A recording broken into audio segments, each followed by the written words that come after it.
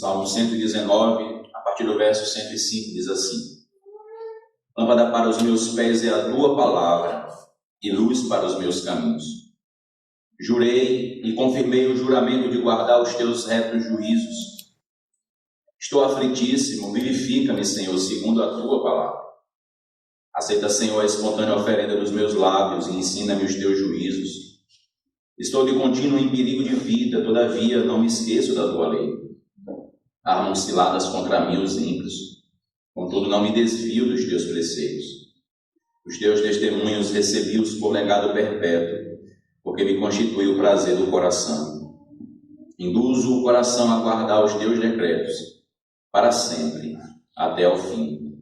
Amém. Oremos ao Senhor, irmãos. Santo Deus, diante da tua poderosa palavra nós nos encontramos e suplicamos nesse momento a tua maravilhosa graça e favor. Fale conosco, Senhor. Nós não merecemos te ouvir. Nós não merecemos, ó Pai, a glória do Senhor, a tua presença. Nós não merecemos a salvação, mas o Senhor bondosamente quis nos salvar. Generosamente, ó Deus, cheio de compaixão, quis nos salvar. E agora, ó Deus, nós precisamos ouvir a tua voz. Nós precisamos te ouvir, Senhor. Por isso, fale ao nosso coração e que o teu Espírito, ó Deus, nos ensine acerca das verdades contidas, ó Pai, nas maravilhas da tua palavra, ó Deus, e nesse maravilhoso texto bíblico que é o Salmo 119. Em nome de Jesus oramos com perdão dos nossos pecados e já agradecidos. Amém. A 14ª letra do alfabeto hebraico. E aqui nós temos mais um acróstico. Agora a letra é a letra Nun, que é o nosso N. Então, quando traduzido, é traduzido como o nosso N. E aqui é interessante porque vai nos levar a uma realidade que todos nós enfrentamos constantemente, que é a necessidade de tomar decisões. E essa questão de decisões, ela vai sendo algo que nós vamos tendo desde os primeiros anos de vida. E até o final da vida nós sempre vamos precisar tomar decisões. E aqui então a letra Nun, ela vai dar sentido a uma partícula de súplica ou de exortação, como por exemplo, volte aí para o Salmo 118.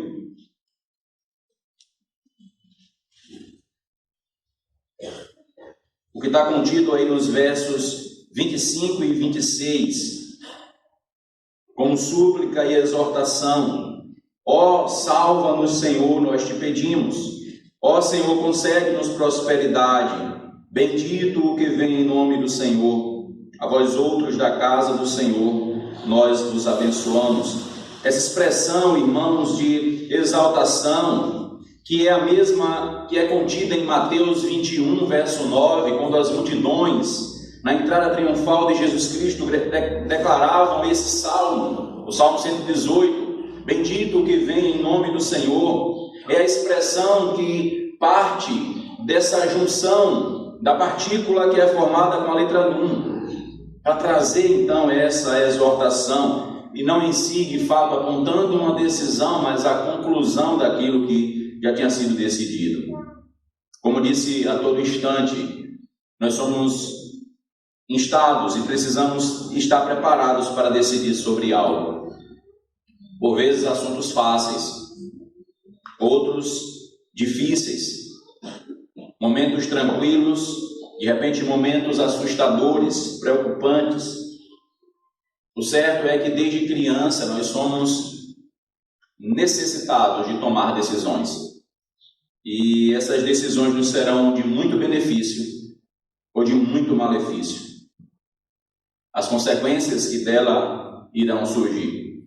Segundo o grande escritor C.S. Lewis, o Salmo 119 é, do ponto de vista literário, o mais formal e elaborado dos salmos. Ele diz que Davi, em sua vida, mesmo antes de reinar, teve que tomar suas decisões.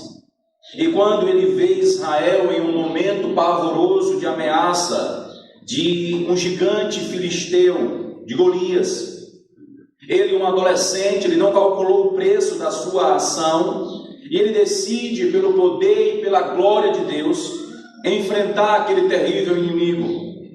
e mesmo custando a sua vida, com custo de vida, o inimigo que proporcionalmente a ele era muito maior, ele decidiu enfrentar.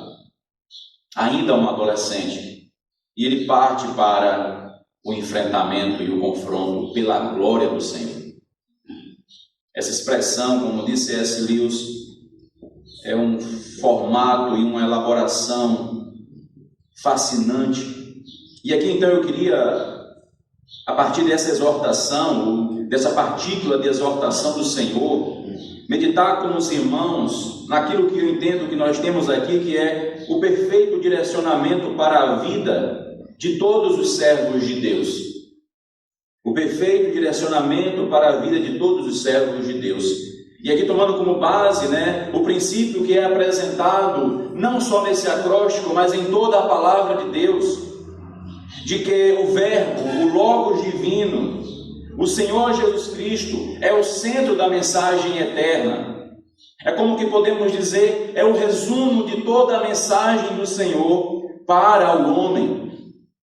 Então, a partir dessa verdade bíblica, a revelação divina aplicada ao ser humano, eu os convido a lermos novamente versos 105 e 106, todos juntos. Lâmpada para os meus pés é a tua palavra, e luz para os meus caminhos.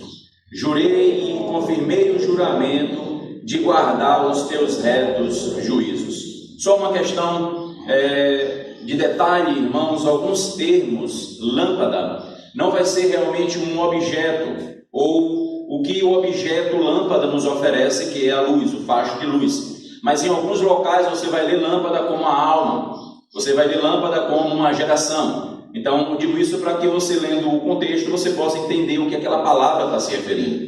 E nesse exato momento aqui, o que o salmista está usando de fato não é a referência a uma geração. Não é manter uma lâmpada acesa no sentido de manter uma vida, ou manter aquela dinastia, ou aquele povo, como nós vamos ter em outros momentos da Bíblia. Mas aqui de fato é o que vai conduzir a nossa vida. O que vai nos direcionar. E aqui nós temos o perfeito direcionamento de Deus para nós. A nossa confissão de fé no capítulo 1, tratando das Sagradas Escrituras, na seção 7, diz assim: na Escritura, as coisas que precisam ser obedecidas, cridas e observadas para a salvação, em um ou outro passo da Escritura, são tão claramente expostas e explicadas, que não só os doutos, mas ainda os indoutos, no devido uso dos seus meios ordinários, podem alcançar uma suficiente compreensão delas. Então, nossa confissão crê, e extraindo da própria Escritura, assim como nós também cremos, que nós temos aqui o perfeito direcionamento para a nossa vida. Tudo o que é necessário, por mais que nós não venhamos entender tudo o que a Escritura está dizendo, aquilo que é necessário para a salvação e para a caminhada cristã, nós podemos entender, e não só os doutos, ou seja, aqueles que são formados, aqueles que têm alguma escolaridade, porque o Espírito Santo falará tanto àquele que não teve a oportunidade de ir para a escola, como a criança que nós subestimamos, e subjugamos que ela não vai entender, achando nós que a criança entende por nossos esforços, sendo que é obra do Espírito Santo ensinar as crianças, como também ensinar a cada um de nós. E aí, com esse princípio claro, em nossa peregrinação, nós enfrentaremos por vezes aquilo que o salmista diz no Salmo 23, a sombra da morte, o vale da sombra da morte, questões da vida que a todo momento nós enfrentaremos. E aqui não vai ser diferente. E para a caminhada e o enfrentamento dessas aflições e angústias, nós temos a palavra do Senhor. Ele não nos deixou sem direcionamento, Ele não nos deixou sem um norte. Aqui no verso 106 ele diz: jurei e confirmei o juramento. O puritano Stephen Charnock diz que renove com frequência as suas resoluções estabelecidas e santas, pois um soldado sem determinação para lutar pode facilmente ser derrotado. Ele diz mais: a determinação em um homem fraco executará mais do que a força em um covarde. Então ele diz: renove com frequência as resoluções estabelecidas e santas. Perceba como o salmista ele faz isso. Jurei e confirmei o juramento. E como é que nós podemos aplicar isso à nossa vida nos nossos dias? Não só nos nossos votos e nas nossas publicações ou declarações de fé. Não só no momento em que nós estamos orando ou quando lemos um texto que nos chama a atenção daquilo que é o compromisso cristão, mas também quando cantamos. Quando ouvimos a palavra do Senhor, ou quando cantamos a sua palavra, ou quando ouvimos pregada, ou quando a participamos delas nos sacramentos. Então, quando nós recebemos o sacramento do Senhor, quando nós vemos o batismo, então nós devemos levar a nossa mente ao voto que um dia também fizemos. É aquilo que traz para nós como instrução de como é que eu posso ser renovado, vivificado. Por isso, negligenciar os meios de graça é falência espiritual, podemos dizer assim. Abandonar a vida de oração e de leitura bíblica é falência, é ruína. Não tenha dúvidas disso.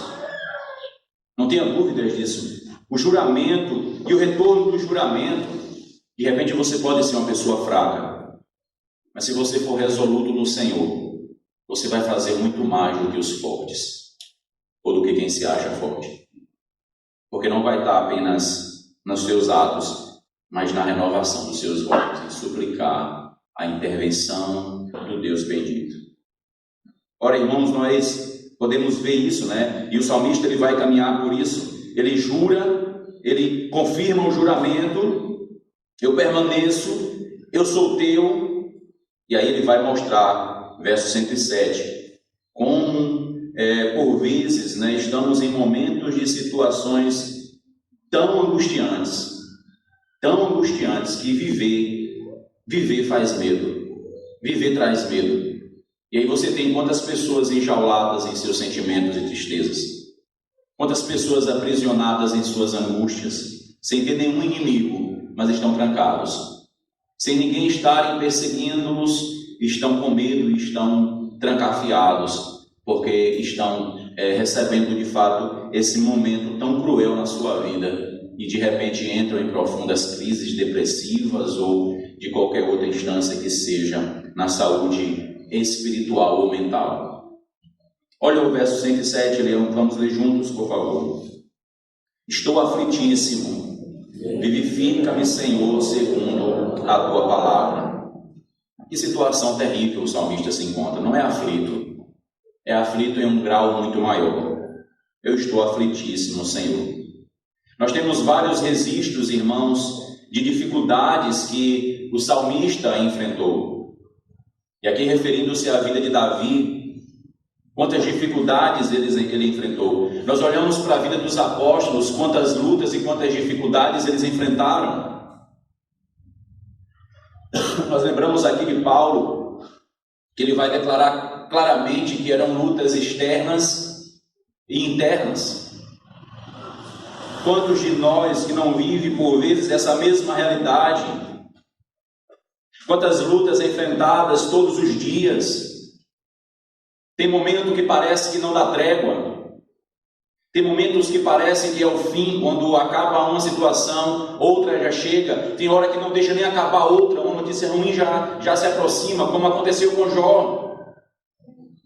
Quando Jó vê tudo se esvair, uma constância terrível.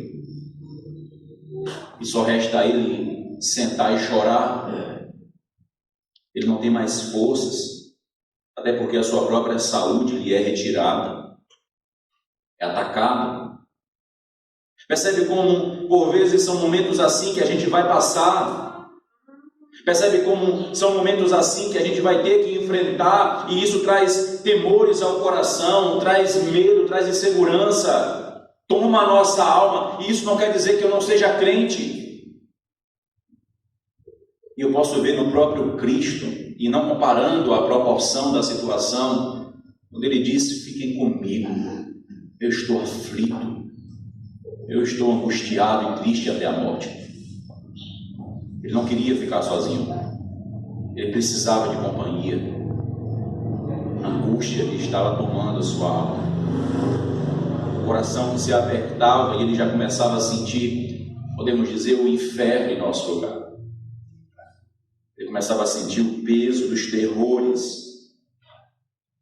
É alarmante, irmãos, o número de pessoas que por vezes dentro da igreja estão com graves problemas espirituais, e aí eu me refiro a serem levados até a própria depressão, porque ela pode ser gerada por questões da carne, sim, mas por questões físicas, fisiológicas, mas também por questões espirituais. Por questões espirituais. Nós podemos ver em vários textos bíblicos quando a alma doente faz o corpo enfermar. Davi, sem confessar o seu pecado, disse que os seus ossos estavam envelhecendo. E ele chorava. Ele chorava constantemente. Quando você lê a vida dos puritanos, você olha para aqueles homens e você pensa, porque a gente trata muito da santidade deles, mas você encontra ali homens que reconheciam um estado de miséria e pecado, ao qual passavam meses em tristezas agudas. Quando você lê o diário de David Brainerd, você diz, esse homem não tem paz.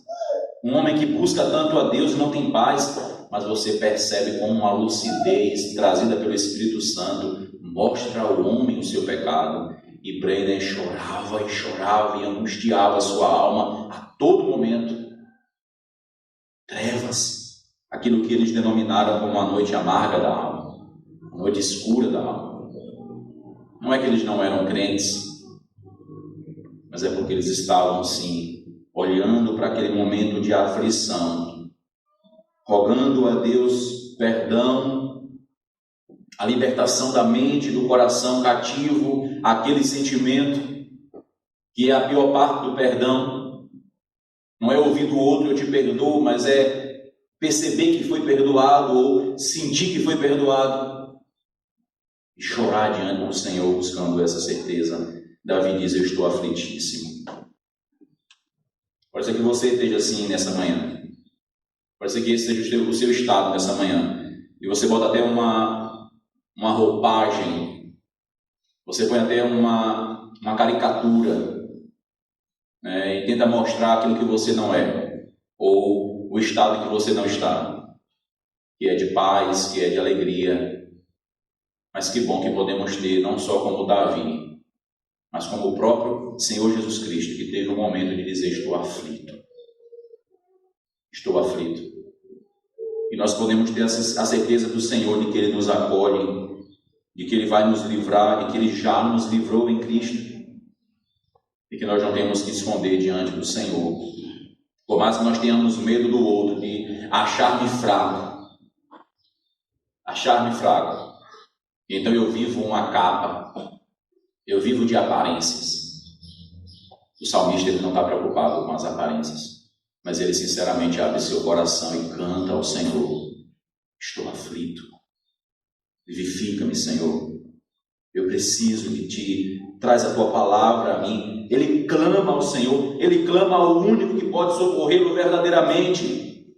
Alivia a minha mente, Senhor. Alivia meu coração. Tu que és a luz que conduz a minha vida. Pela palavra do Senhor que conduz as vidas, alivia-me, Senhor, socorre-me, Deus meu, estou aflito. Essa a certeza que devemos ter também, nos momentos em que estivermos aflitos, nós podemos e devemos recorrer ao Senhor. Nós devemos e nós podemos recorrer ao Senhor, e Ele vai nos livrar. Pode não ser como a gente espera, ou como a gente quer, mas Ele não vai abandonar os seus, Ele nunca abandonou. Não será hoje que Ele abandonará. Mas também estejamos preparados para ouvir dEle, porque o salmista diz, segundo a Tua palavra, não é segundo o que eu desejo, não. Não é segundo o que eu quero, não, segundo a Tua palavra. E isso é que é fascinante, irmãos, quando a gente começa a descansar nos decretos divinos. ou no decreto do Senhor. E o socorro que nós pedimos a Deus não é segundo a nossa vontade, porque nem orar nós sabemos como convém. Quanto mais desejar o que é bom. A gente acha que sabe o que é bom. Afinal de contas, nós somos exímios arrogantes. Nós somos excelentes soberbos. Nós somos ótimos orgulhosos. Mas a verdade, quem sabe o que é bom é o Senhor, e não você, e não eu. Por isso o salmista diz: Senhor, segundo a tua palavra, ela é a lâmpada para os meus pés. Ela é a luz que conduz a minha vida. Vamos ler juntos o 109 e o 110. E ele continua nessa aflição. Estou de contínuo em perigo de vida. Todavia não me esqueço da tua lei. Armam ciladas contra mim os ímpios, contudo, não me desvio dos teus preceitos. Veja que coisa fascinante. Eles armam cilada, contudo, e aí a gente pode usar isso, como uma escapatória. Eu fiz isso porque, meu irmão, você fez isso, minha irmã, você fez isso. Ah, pastor, mas foi porque... Vamos aproveitar os momentos para pecar. Quem sabe não foi Deus que deu uma oportunidade? Ora, que loucura pensarmos assim. Mas levianamente é assim que nós vamos agir. E nós vamos ainda nos justificar. Vamos fazer o mesmo que o nosso pai fez. Mas foi a mulher que o Senhor me deu. Foi a serpente que me enganou. Como disse nossa mãe. Nós vamos seguir os seus passos direitinho. Nós aprendemos desde cedo. Não é assim que as crianças fazem? Desde cedo as crianças aprontam e a resposta que dão, ou a justificativa, mas foi por quê? E nunca foi o meu coração corrupto. E nunca foi eu estou em perigo, me ajude a sair desse pecado. A não ser que o Espírito Santo transforme as nossas vidas. E nós paremos de nos esconder atrás do erro dos outros. Porque sempre vai ser assim. Nós sempre vamos apontar o dedo, porque nós somos muito bons. Como pode alguém bom como eu e você ser culpado de alguma coisa? Que loucura. Risco iminente de perder a vida. Perceba que não é qualquer probleminha, Não é qualquer probleminha. Você bate o carro no trânsito e diz, não, foi porque de repente a curva era muito íngreme, não foi porque... E pode ter sido sim, mas de repente pode ter sido relaxamento, desatenção, imprudência.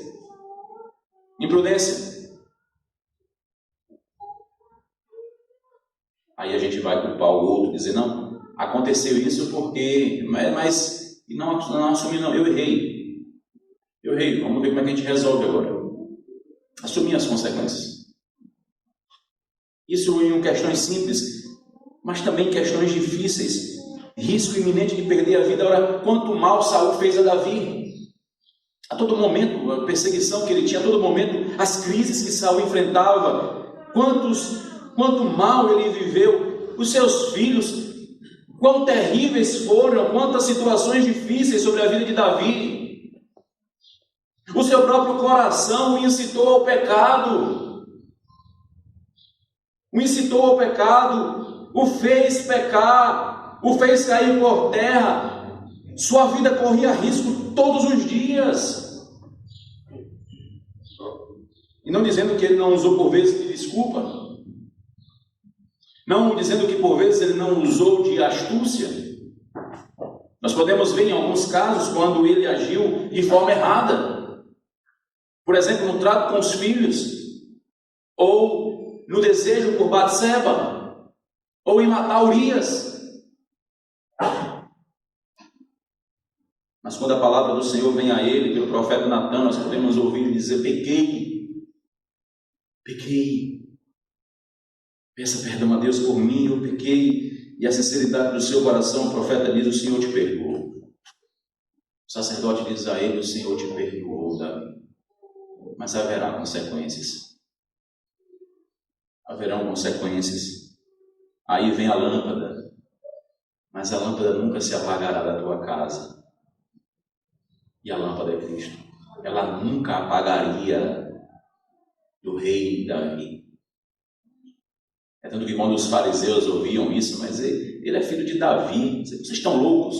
Porque eles sabiam que falar em filho de Davi era falar em dinastia, era falar em reinado. E de fato ele é o rei. De fato ele é a lâmpada que nunca se apagaria. Irmãos, percebam como nós somos colocados em momentos de risco todos os dias. Realidade vivida na vida de todos nós, independente de ser pobre, rico, branco, preto, homem, mulher, brasileiro ou estrangeiro, a todo momento nós somos colocados em situações de risco. E posso dizer que o grau aumenta a depender do que nós fazemos ou deixamos de fazer, o risco pode ser maior. Mas fato é que todos correm risco. Viver é um risco. E nós vamos então estar cercados de inimigos, começando de dentro do próprio ser, do nosso coração, posso dizer até o maior dos inimigos. Um corrupto dentro de nós, que grita, que busca glória, que busca honra, que não aceita as coisas de Deus, que quer usá-lo, quem sabe, para resolver os problemas ou ganhar bênçãos nessa vida. Inimigo que está lutando contra o Espírito, dizendo: isso é besteira, eu posso viver sem estar na igreja assim, eu não tenho necessidade dos sacramentos, eu não preciso congregar. Inimigo que está mentindo e enganando. A Bíblia o descreve como o mais corrupto de todos. O grau aumenta, irmãos, a depender do que se faz ou deixa de fazer. Ciladas armadas, veja que ele diz isso no 110, armam ciladas contra mim os ímpios, e a quem seria o inimigo externo. Armadilhas. Falava com os idosos essa semana, né, e eu dizendo para eles, se vocês soubessem que aquela rua está cheia de armadilhas, você passaria por lá? Sem hipótese nenhuma. Por isso o nome é armadilha. Por isso o nome é armadilha. Por isso o Senhor não manda a gente brincar com essas coisas, mas diz: fujam. Fujam. Desvie o teu pé. Desvie o teu pé. Não banque uma de herói. E vai encarar. Fuja. Desvie. Veja que Cristo vai dizer isso numa intensidade tão grande, né? Que se preciso for, arranque o olho, arranque a mão. Veja que ponto ele chega na expressão de dizer: fuja. Ele não manda a gente resistir, não nos manda resistir ao pecado, resistir ao diabo. E claro, isso é uma resistência do Espírito Santo, não o homem, não a carne em si, mas ao pecado ele diz: fuja. Fuja de toda a aparência do mal, fuja de toda a sedição, fuja da cobiça. Preguiçoso, vá trabalhar.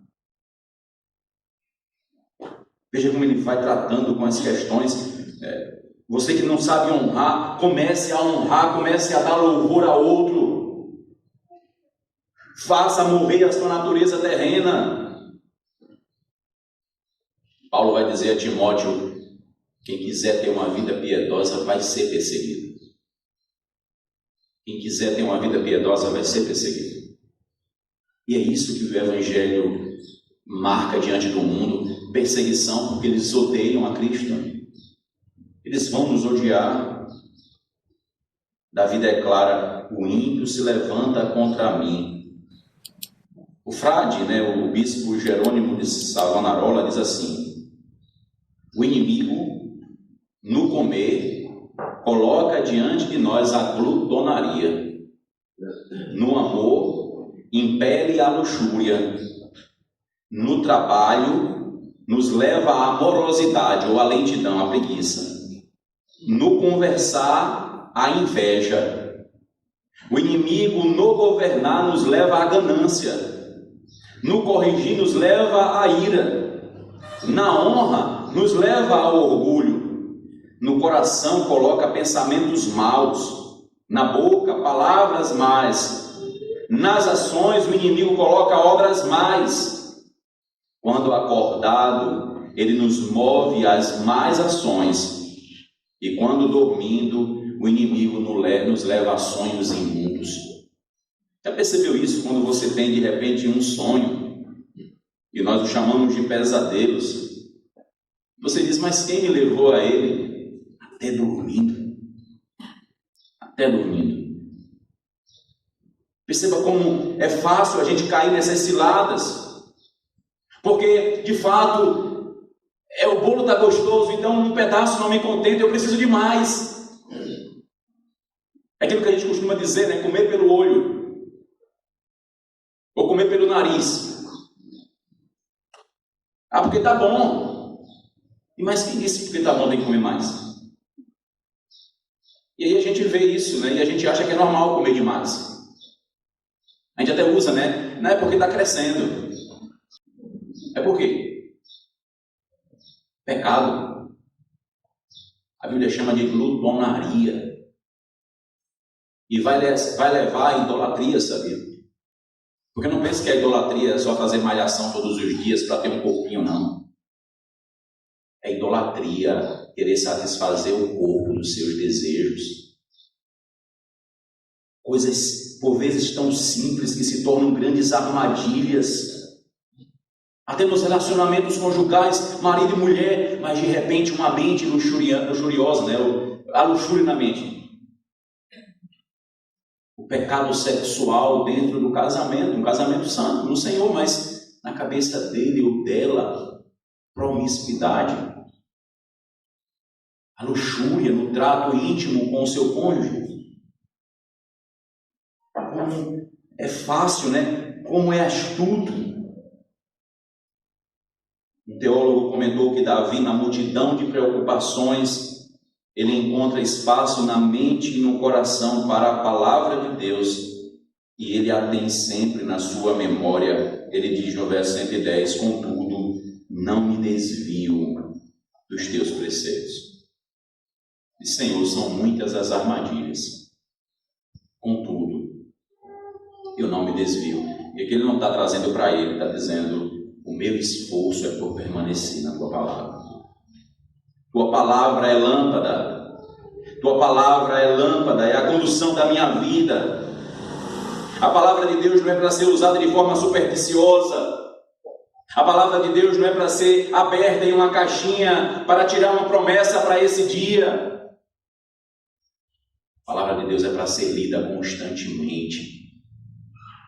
Constantemente. Estava lendo sobre meditação e achei interessante, né? Se não me engano, Lewis Bailey vai dizer isso, que quer meditar, então comece pelo menos com um momento do dia. Se Josué, ele diz assim, se Josué, que foi um grande líder, ele foi orientado a meditar de dia e de noite, então você que não é um grande líder, medite pelo menos de dia ou de noite. Mas comece. Não despreze a meditação bíblica. Não despreze o texto bíblico. Não despreze a palavra. Não é usá-la como superstição ou supersticiosamente. Não é usá-la por pretexto. Não é usá-la por interesses pessoais. Não é usá-la para querer se defender em argumentos onde eu quero aplauso. Mas é procurar vivê-la para agradar a Deus. Consequentemente, como nós vimos no acróstico passado, Deus vai nos abençoar e vai nos fazer crescer. A tua palavra é lâmpada para o meu caminho. Abra, por favor, em Provérbios.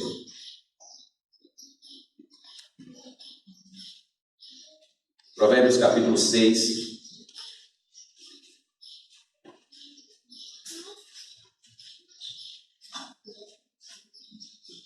Veja que o filho aprendeu direitinho com o pai.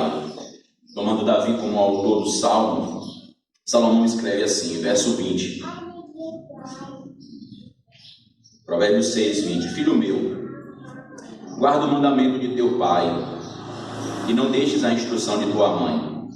Ata-os perpetuamente ao teu coração, pendura-os ao pescoço.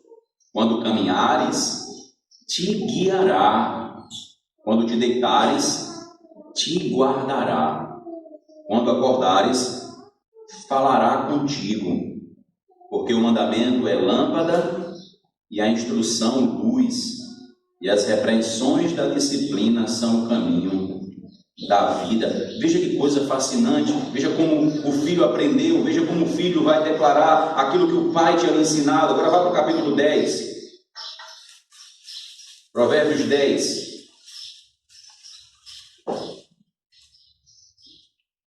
Verso 29. O caminho do Senhor é fortaleza para os íntegros, mas ruína aos que praticam a iniquidade. O justo jamais será abalado, mas os perversos habitarão a terra. E aí a gente pode olhar para esse provérbio e dizer: mas o senhor não sabe nem o que eu estou passando, pastor. Estou sofrendo muito. E a Bíblia fala que não serei abalado. Mas olha a conclusão. Ele está tratando da eternidade, não das coisas temporais. Ele não está tratando das coisas temporais, porque nas coisas temporais todos nós somos entregues para a morte todos os dias. Então nós não temos como apontar aqui e dizer, ele está dizendo que aqui vai ser a vida de prosperidade que até alguns pregam. Não, eu sei que o abençoador é ele. Eu sei que tudo que eu tenho vem das mãos dele. Por isso eu não me ouso chegar diante dele, ou pelo menos eu procuro tentar sempre lembrar de agradecê-lo. Não supersticiosamente, mas se vou fazer uma viagem, de clamá-lo pelo socorro, pela ajuda. Se terminei a viagem, de dizer muito obrigado, Senhor. Me fizeste chegar em paz. Se aconteceu algo, louvado seja o teu nome, me ajude a enfrentar a adversidade e passar por esse momento. Antes de botar o pão em minha boca, dizer, Senhor, obrigado, ele está sobre a minha mesa. Eu vou comer novamente. Como o Senhor é bom. Não estou tratando das questões, irmãos, que eu tenho na minha mesa o que eu quero comer. Porque pode ser que eu não tenha na minha mesa o que eu quero comer. Mas eu tenho o que é necessário para mim. Eu não preciso trabalhar que nem um louco. Porque o Senhor me faz descansar naquilo que eu tenho. Porque Ele me repreendeu para não ser um preguiçoso. Vá trabalhar. Se conquistar, não somente conquistou. Mas isso não é a fonte da vida. Essa é a fonte da vida dos tolos, dos ímpios. Porque o seu princípio é ter. O seu princípio é ter. O seu padrão de vida é ter. O do servo do Senhor buscar em primeiro lugar o reino de Deus. As demais coisas serão acrescentadas, se o Senhor quiser. Aí Ele nos manda trabalhar. E nos deu um dia de 24 horas. Mas nos deu um tempo para descansar, para repousar. Podemos até usar desordenadamente, porque nós nunca estamos satisfeitos. Ele nos deu um dia para descansar, um dia que nós vamos adorá-lo mais, né? Esse é o sentido. Calvino, que sempre foi perseguido por sua fé, ele diz que aqui no verso 110, quando os perversos nos cercam e sitiam com seus artifícios, o melhor que podemos fazer é correr para onde Deus nos chamar e nada tentar. Veja que coisa, Calvino teve que fugir de Genebra. Ele passou 3 anos apenas e teve que ir embora. A igreja dividida, volta, fica, não vai, ele disse, eu preciso ir. Um homem que sofreu tantas perseguições. Mas ele voltou para Genebra. Passou um tempo fora e ele retorna a Genebra. E ele diz nos seus relatos e nas suas cartas, né, que ele diz que ali ele encontrava um local onde Deus estava agindo poderosamente. Genebra se tornou uma das maiores escolas teológicas do mundo. E fora a época dos apóstolos não teve um outro local. onde Deus tenha formado tanto e operado de forma tão profunda, como dizem vários teólogos, como na vida de Calvino e dos demais que estavam ali com ele. E ele diz: não adianta tentar outra coisa, apenas corra, fuja para onde Deus mandar você. Eu sei que tem momentos que a gente vai ter que encarar, irmãos, tem momentos que a gente vai ter que enfrentar, mas tem outros que a sabedoria tem, quem sabe, até ser chamado de covarde pelo outro, mas em ficar calado. A solução é ficar calado. A solução é sair. O Senhor vai dizer isso: se te ferirem de um lado, volta ali o outro. Se te obrigarem a andar uma milha, vá duas. Se tomarem em você a capa, deixe também a túnica. Então, o Senhor vai nos ensinando como viver. Não vingue-se. Entregue-se ao vingador. Eu sou o juiz do Senhor. Não estou dizendo que a gente não vai encarar conflitos, a gente não vai enfrentar as dificuldades, mas há momentos em que a melhor atitude é não fazer nada. Sentar e chorar. Se retirar para um local à parte. Se retirar para orar, pedir socorro a Deus. Pedir ajuda do Senhor. Em Cristo nós somos mais que vencedores, mas ainda temos que enfrentar essas lutas diárias. Ainda temos que enfrentar, irmãos, esse mundo, mas escutemos a voz de Cristo: eu venci. Eu sou a luz do mundo. Aquele que anda nele não vai estar em trevas. Então nós temos uma condução maravilhosa, o Senhor guiando as nossas vidas, e a gente pode ouvi-lo dizer: eu nunca vos deixarei.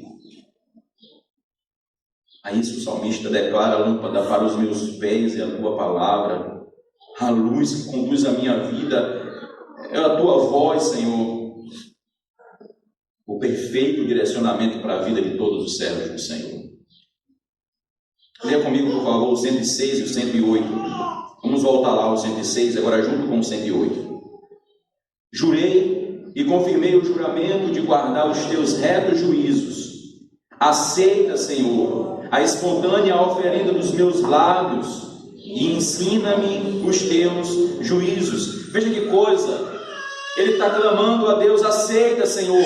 E a palavra de Deus é quem nos conduz à verdadeira adoração. A verdadeira adoração é Deus quem nos leva a ela, não é o coração do homem. Não são os planejamentos dos concílios. E claro, os concílios devem se render à palavra. Os concílios não podem tomar a época e dizer: agora é outro momento, nós temos que reinterpretar a Bíblia. Nós temos que reinterpretar agora as situações e olhar para o texto bíblico nos dias atuais. A palavra nos ensina claramente que o Senhor conduz o seu servo à verdadeira adoração, a única regra de fé. A única regra de fé, o que eu devo crer, está nas Escrituras. Está nas Escrituras, é a única regra de fé e prática, e aqui nós não estamos rejeitando os documentos da igreja. Nossos catecismos, nossa confissão, nossa Constituição, os livros de homens piedosos e crentes, mas não são a Bíblia. Eles até podem, e são, muitos deles extraídos e trazidos da Escritura como interpretação, mas não é Bíblia. Nós os usamos, nós os aplicamos, mas porque nós cremos que são uma saudável e boa interpretação daquele texto bíblico. Porque o princípio é a palavra do Senhor, a regra de fé e prática, o que eu creio e agora o que eu vou praticar. O puritano Matthew Henry diz assim, aqui no verso 108, Davi faz duas petições ao Senhor concernente ao cumprimento religioso. Primeiro, ele clama para que Deus aceite a adoração, e segundo, ele clama para que continue a ensinar os seus decretos. É o que nós fazemos, irmãos, quando na liturgia. A liturgia, ela é inteligível. né? Então, a liturgia traz uma roupagem que nos leva a tentar entender e nos preparar para ouvir a mensagem que é o ápice do culto, a palavra de Deus, que é o centro. Por isso o púlpito ele é central, e antigamente, nas igrejas antigas, ele era realmente central, e ele era elevado, e todos sentavam-se ao redor desse púlpito que era elevado, pelo princípio da centralidade da adoração, a centralidade do culto, que não é a oração, não é a música, não é o voto, não é o juramento, a declaração de fé, e tudo isso tem parte no culto, mas é a palavra pregada e também compartilhada nos sacramentos.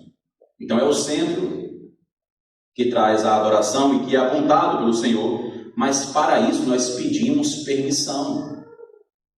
Nós imploramos a Deus, e aquilo que nós fazemos logo no começo, após ouvir a convocação do Senhor, vinde a mim, a gente pede: Senhor, estamos aqui, nos aceite. Nós não temos dignidade para estar aqui, mas o Senhor nos chamou. O Senhor nos convocou para a tua presença. Receba-nos nesse momento. E aí, fala conosco. Recebe a adoração e fala conosco. Eu percebo que essa é a condução que Davi está colocando aqui. Aceita, Senhor, a espontânea oferenda dos meus lábios. Ora, Deus não tem a obrigação de aceitar o culto e a adoração de ninguém. Então Davi suplica: aceita, Senhor. Receba de bom grado. Que chegue às tuas narinas como aroma suave. E continua a me ensinar. Ninguém chegará ao pleno conhecimento de coisa alguma nessa terra, muito menos o conhecimento de Deus. Por isso, uma necessidade constante de procurar crescer mais. Por isso, uma necessidade real e constante de mais conhecimento. Por isso, nós somos exortados a clamar por este conhecimento. E também clamar para que Ele nos aceite. E por final, vamos ler os versos 111 e 112. Todos juntos. Os teus testemunhos recebi-os por legado perpétuo, porque me constituem o prazer do coração. Induzo o coração a guardar os teus decretos para sempre, até o fim. E aí novamente perceba que ele volta ao prazer. Então, o prazer dele se encontra na palavra do Senhor. Ele não é um supersticioso que usa datas. E agora está chegando a época, né, de superstições serem afloradas. Jesus nasceu. Parece algo tão bonitinho, né, poético. Não estou dizendo do nascimento de Cristo, não, que é maravilhoso, a plenitude dos tempos. Eu estou me referindo aos supersticiosos, que carregam uma roupagem de piedade, que carregam uma mescla de piedade, mas passam um ano a blasfemar do Senhor e a rejeitá-lo. Mas ele nasceu.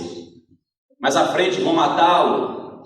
Mais uns 3 meses, então ele morre novamente. 4 meses ele morre. E aí agora novamente volta-se ao texto bíblico. E depois volta-se novamente a fazer pouco caso dele. Não há prazer no Senhor. O deleite é na superstição. São amuletos que por vezes o homem usa, as igrejas usam. Eu já ouvi isso, né? Mas é o momento em que os visitantes mais vêm. Eu disse, então é a melhor hora para dizer a eles que estão condenados. E se não se arrependerem, estarão para sempre perdidos. E quer o texto seja do nascimento de Cristo, quer o texto seja da morte de Cristo, eles precisam ser levados a Deus e não às tradições dos homens.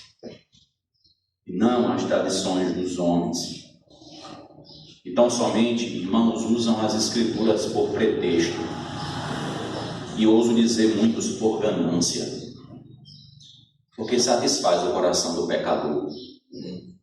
Então ganha aplausos, gera lucro. O salmista diz: os teus testemunhos eu recebi por legado perpétuo, porque me constituem o prazer do coração. Agora veja a eternidade dele no verso 12. Induzo o coração, eu conduzo o meu coração a guardá-los para sempre. Até o fim. Até o fim quando, se é para sempre? Como é que é contraditório? Porque se é para sempre não tem fim. Mas ele vai findar, e ele findou. O seu corpo está no pó nesse momento, mas a sua alma está diante do Senhor, adorando a Deus. A sua vida vai findar. A sua vida vai findar. O seu dia de se encontrar com o Senhor vai chegar. Nós não sabemos quando, mas ele vai chegar. A nossa vida está caminhando para o fim. E pode ser que seja hoje. E tudo o que você fez na sua vida pode não ter sido para o Senhor e você vai adentrar o inferno. Por que ele diz isso? Louco, essa noite pedirão a tua alma e o que você fez é para quem? Você passou a vida inteira sendo exortado por Deus e correndo atrás dos seus gostos, do seu prazer. Então salve-se. Então salve-se. Tire você do lamaçal, tire você da condenação. Já que você viveu para o seu próprio prazer, já que você viveu para o seu gosto, já que você viveu para realizar os seus sonhos. Porque o Senhor disse que aquele que não tomar a sua cruz, isso é morte, e vier após mim, não é digno de mim. E você, por buscar os seus prazeres, você negou ao Senhor. Porque é assim que acontece, não tem como agradar a dois senhores. E aquele que o negar nessa terra, ele o negará diante do Pai. Mas você pode até dizer, mas eu era um pastor da tua igreja. Eu tinha tanto dom. E ele vai dizer, eu não tenho relacionamento com vocês. Apartai-vos de mim os que praticais a iniquidade. Davi diz, eu induzo o meu coração. Eu forço ele a ouvir e a praticar a lei de Deus. Ele não vai conseguir. Por isso ele vai chegar ao fim. Mas no Senhor, ele não será destruído para sempre. O corpo vai morrer, mas em Cristo ressuscitará. A morte não vai mais alcançar. E para onde nós estamos indo não há mais sofrimento ou dor. Não há mais tristeza, porque não há lá pecado. Lá nós não desagradaremos a Deus. Mas a certeza para chegar lá, irmãos, não é o esforço do salmista. Não é o esforço do salmista. Porque a lâmpada não é a mente dele. O que conduz ele é a palavra do Senhor. O que conduz a vida do crente é a voz de Deus. E o Senhor diz, sai, e ele sai. O Senhor diz, volte, e ele volta. O Senhor diz, faça isso, e ele faz. Não faça aquilo, e ele não faz. Por vezes não vai ser assim, nós vamos ser rebeldes, nós vamos lutar. Nós vamos cair aos seus pés, vamos pedir o perdão, ele vai nos perdoar, e nós vamos continuar seguindo a sua vontade, e nós vamos nos rebelar, e nós vamos ser levados pelo Espírito Santo, vamos chorar o nosso pecado, ele vai nos restaurar. Nós vamos chegar ao fim. Mas quando chegarmos ao fim, quando o nosso fôlego de vida for retirado aqui, adentraremos imediatamente a glória do Senhor, onde não pecaremos mais. Onde não pecaremos mais. E isso não porque a gente tem algum poder, mas porque Cristo já conquistou para nós a eternidade. Irmãos, nós precisamos olhar para a Escritura. Nós não podemos ser levados por aqueles que enganam e por vezes somos igual crianças levados por homens maus, são seduzidos por doces. São seduzidos por doces. Então um homem mau se aproxima da criança lhe oferecendo doce e ele então rouba a criança. Ele então leva a criança embora. Ele conseguiu seduzi-la pelo doce. Nossa carne, da mesma forma, não aguenta ver os prazeres dessa terra. E volta e meia nós estamos lá, prostrados no pecado, porque não aguentamos olhar para o doce.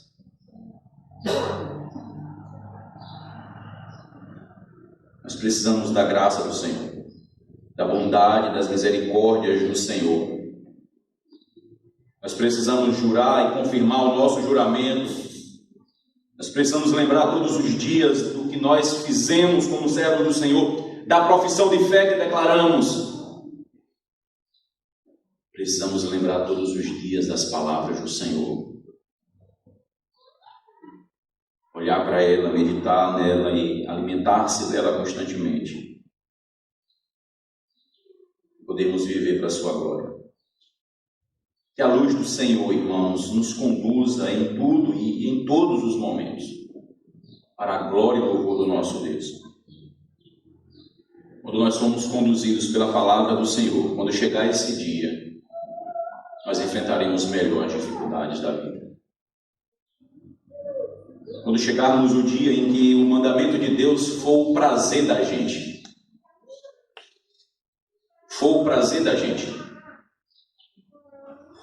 nós então viveremos melhor as angústias dessa vida. Nós passaremos melhor pelo vale da sombra da morte. Por isso, desperte você que dorme. Desperte você que é um supersticioso e que até já fez uma profissão de fé, mas vive na igreja por causa de datas. E não só as tradições dos homens, muitos até por causa do que é bíblico, como a celebração da ceia. Aí diz assim, hoje tem ceia. É o dia do Senhor.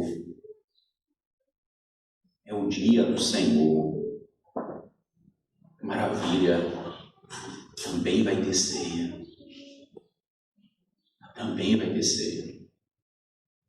Vai ter batismo. Maravilha. É o dia do Senhor. Que nós não sejamos supersticiosos, mas que de fato avaliemos o juramento que um dia fizemos. Lâmpada para a nossa vida é a tua palavra, Senhor. E por mais que a Bíblia esteja nas nossas mãos, é Ele quem ilumina, é Ele quem conduz, é Ele quem diz onde devemos pisar. Que o Senhor nos torne obedientes e que o Senhor nos torne cumpridores dos seus mandamentos, para a glória do seu nome.